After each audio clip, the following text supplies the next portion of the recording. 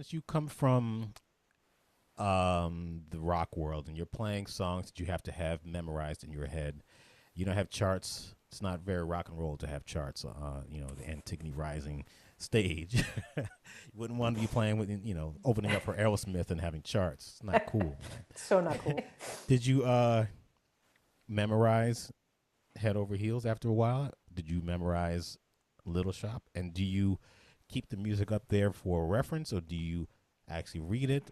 What's uh, your mode of operations in a pit? Do you? Just, from doing it over and over again, obviously you will retain a lot of that. I didn't make a deliberate attempt to get off book, to go home and work on it so much that like I could memorize it and get off book. For me, because there are so many, because of said moving parts that I referenced earlier, vast amounts of moving parts, I find it possible and maybe even likely that something could happen at any moment to sort of throw you and jar you. And that could, again, this is just me. If I'm trying to, be off book entirely, it could throw me to a point where I might feel vulnerable without having my ink in front of me. So my charts are always up. Some moments I do have memorized and I'm not reading, I'm just playing, but it's open and it's there. So it just really depends on the tune. It depends on the moment. It depends on the section or the passage.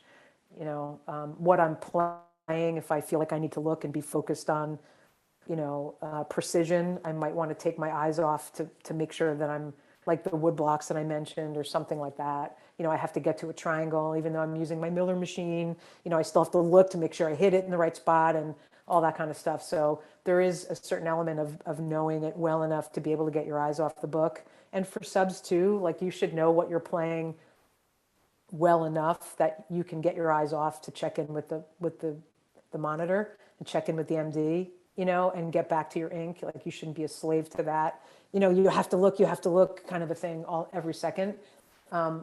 Not to say that you have to be off book to go sub a show. I just mean you should be able to go back and forth.